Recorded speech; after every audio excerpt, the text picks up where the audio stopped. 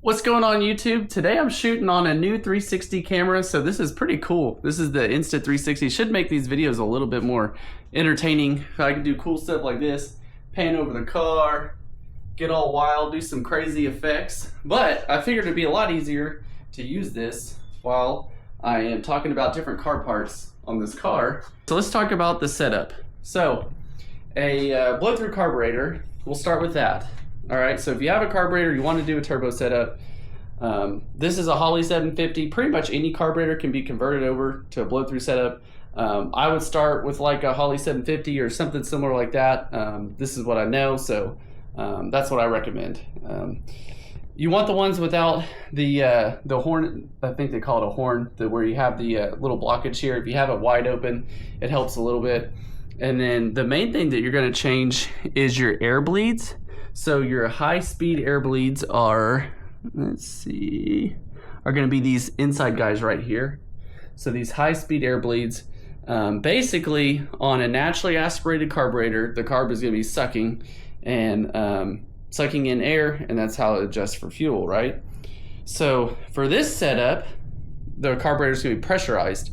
So your high-speed air bleeds, they're going to need to be smaller to enrich in your fuel. And I got these blank, these are blanks. So when I bought these, there was no hole in them. And I bought this drill kit. I'll throw a link to a link to both of these in the description. But basically I bought a drill kit and I drilled the smallest hole I could in all four of these. And that way, once I build boost, it enriches the fuel and makes everything nice and happy. So second thing you're gonna wanna get, which is not plugged in right now, but you want an air fuel ratio gauge. AFR gauge, you're going to want one of those. You see where my hole is over there. I'm in the middle of redoing the piping on this, but you're going to want to get one of those, and that'll help you tune everything, okay? So second thing you're going to need, these metering blocks right here. They, from factory, you have your power valves, which basically, as the fuel, or as the engine revs up, you're going to create more vacuum, and these power valves, which is usually, I believe, in just the forward or the aft. It's usually the aft, I believe. I may be wrong. Comment down below if I'm wrong. But anyways, you have a power valve, and basically what happens is as the engine sucks, it's going to open up the power valve in here and allow more fuel into the carburetor, into the motor, right? So now that you have positive air pressure going into your carburetor, your fuel, these vents right here, which are your vents for your bowls, it's going to get positive pressure. So you got to get this boost reference power valve. I'll throw a link to the description down below. It looks the same, but basically it works the opposite. So once your fuel bowls get pressurized, it's going to open, the spring in there is going to open up and allow more gas to go into the motor. So those are the two basic things. There's a few other videos out there for once you're ready to actually dive in and do this. There's a few guys out there that did a really good job of going step by step, but don't be intimidated. It's not too bad. And then, one more thing, you're going to want nylon floats in each of these, because if you use the brass floats, it's possible to they'll crush on you. They'll crush, and then you'll flood the motor with gas, so you don't want to do that. So you need nylon floats. So that is your basics of what you need. Like I said, there's a few other guys out there who took a lot of time and made some really good how-to videos. When I get into tuning a little bit more, I'll probably revisit that, and I will do like a way more in-depth, like step-by-step on how exactly I did it.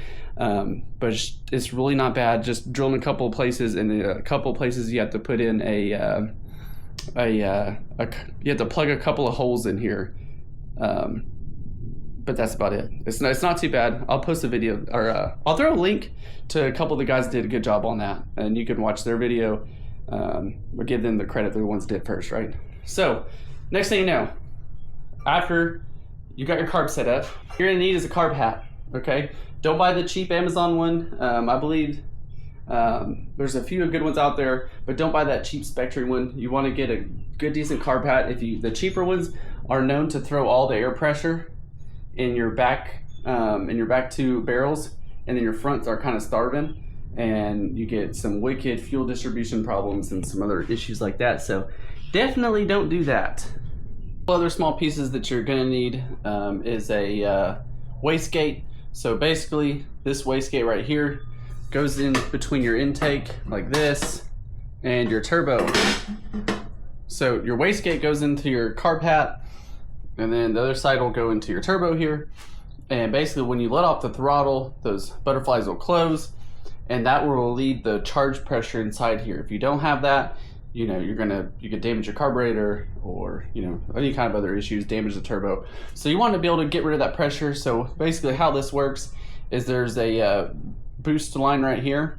So you're going to take a vacuum line and run it from here into your carb hat.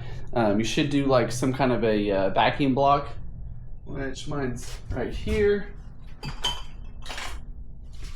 All right, so you're gonna wanna run a vacuum block like this on your firewall, and you're gonna take one main vacuum line from your carburetor or the hat, and you're gonna run that to this vacuum block with a one-way check valve. So this block will only see vacuum the entire time, and that you can hook your brake booster up to it, you know, anything that needs to see vacuum, you're gonna run it off of here, okay? And your wastegate here, I've run that to the carb hat directly, and that way when this sees positive pressure, it's gonna force this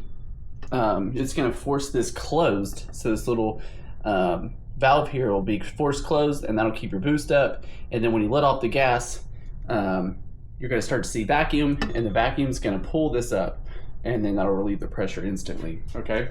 Second thing you're gonna need, this goes anywhere in line on your hot side. So I haven't redone mine yet. It's probably gonna be over here somewhere, but this is your wastegate. So this controls boost pressure. There's a spring in here, and basically however much boost you want to run is what kind of springs you swap out. I'll post a link to both these down below. Like anything else, you can buy a $1,000 wastegate or $1,000 blow-off valve. These are just cheapo Amazon ones. I'll throw a link to them. I think they're less than like 50 bucks each. If you have problems where you're getting more boost than your wastegate can get rid of, you might have to add a second one.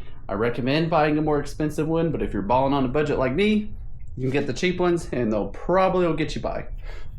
So that's how that works. On your hot side, don't overthink it, guys. This is a LS. These are the stock truck headers that came with this motor. I just flipped them around, combined them together into a T, and got a T4 flange here right into the turbo. That's as simple as it gets. Throw your wastegate anywhere in this line here. It comes with a little piece. Can't think of the word for it right now. But anyway, so this will weld onto it. It has a little flange. There we go. It has a V-band flange, kind of like this one. Okay, just like that. And you can bolt that on and off. Ideally, you want it in an area where it's straight, so you don't want it like going straight into it, like that corner right there. You want it like this, so that air pressure hits your wastegate first, and generally that'll allow it to work a little better.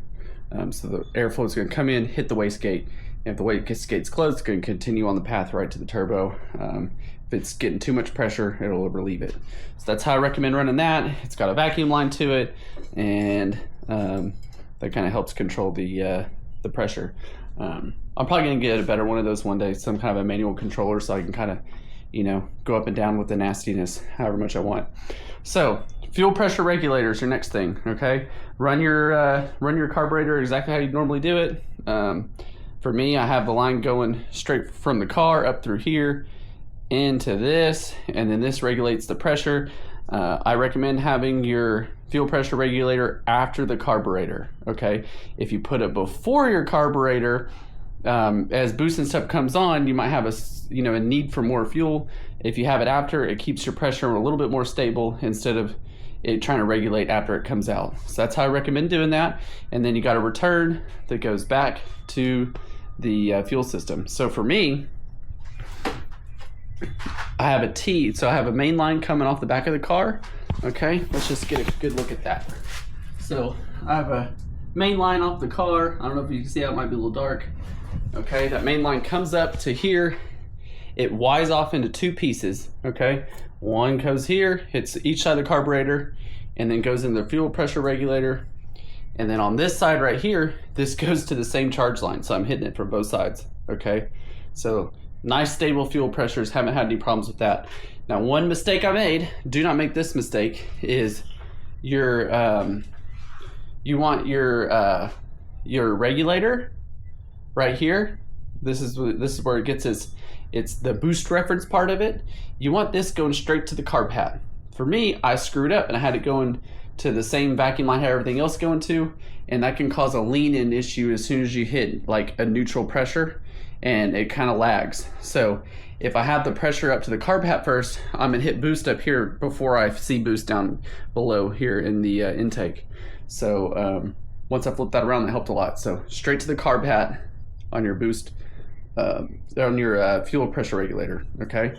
I run about 7 pounds or so, and that seems to be where everything's happy right now. But I have not done it since everything's been rearranged and modified. I'm still in the middle, as you can see. Obviously my exhaust cannot sit like that, it's just kind of clamped in. I gotta finish my exhaust and gotta finish clean up the wire harness and everything else right there. So let's see, I believe that's the basics of how to turbo any carbureted motor. It could be a small block Chevy, an LS, that's the basics of it. We'll get into the timing stuff in a little bit. One other thing that I forgot to mention is your oil feed lines. So on an LS motor, over here by your fuel filter, not fuel filter, over here by your oil filter, down at the bottom of the motor, might as well just go over here and cover that. So an oil feed line, it's a little dark underneath there. You're probably not gonna be able to see it right now. But there's all LSs have a little flange there. Some of them are blocked off. You can get a little plate that you plug into it. And I believe it's for like originally like an oil sending unit or something. But anyway, so you just get you an N6 fitting with a hose, and you run that over to run that bad Larry over here to your turbo, okay? So oil feed here, the oil feeds through this, and then I have a bigger return right here. In this return, I just have it going into the oil pan where the oil level sensor used to be. So that's how I ran it. Some people don't like that. There's, oh, it may not drain in the pan well enough. You may. So for me, I haven't had any issues. It's worked perfectly fine. Some people will return it up here to the to your valve covers or higher up in the pan, or tap the block. There's a bunch of different ways to do it. That was the simplest way for me to do it. Just plug it right in. Some people run a scavenge pump. You can get an inline scavenge pump, then help press that oil back into the motor. There's 100 different ways to skin a cat. I did the cheapest and easiest way. So that is my basic setup. I am running the MSD system, which is underneath the dash. Can't see it anymore. And I have a timing table on there. The MSD works two different ways. You can manually set your timing based on RPM, so that's how I'm doing it now. You can have a vacuum line running to it, and it'll read boost, and it'll pull timing as your boost goes up. For me, I have RPM based timing table, so as my boost bill, or as my RPMs go up, say at about 3,500 or so is where I start to see boost, I pull my timing way down into the safe zone, low 20s, high teens. I think I'm around 18 degrees of timing or so at 3,500 RPM, so it really falls off. As I get my tuning dialed in and get my E85 set up, I'll probably start jacking the timing up just a little bit, but running it nice and safe for now. I'm not trying to blow this motor to smithereens while the car's all apart. So, but that's where we're at on this thing. That is the basic, very basic. As I go through and touch more things, I will do more detailed videos on how to do each section. I'll do a detailed video on my hot side here and on my exhaust. I'll do another video on the carburetor, on how I actually got it boost ready. But for the most part, that's the parts that you need to make this happen. That is really not, it's not too bad. It's pretty affordable really to do all this. But yeah, you guys follow along on the journey. This car is coming together. Each day I'm getting a little closer. So let me show you what we got going on back here. So if you haven't seen my other videos, I'm in the middle of converting the 78 to a 70 style Camaro. So yeah, been doing some splicing, dicing, and welding and cutting and grinding. It's a big process on this car. I use just skins. I like the wraparound window, so if I would have used a full quarter panel, this process probably would have been a little bit easier. But it's coming together and it's looking beautiful. I love it. I love it. This thing is going to look amazing when it's done. So, but for now, it's just kind of tacked in place. This side is kind of untouched. So, but when it's done, it should look like it came like that way. So, but yeah, looking good.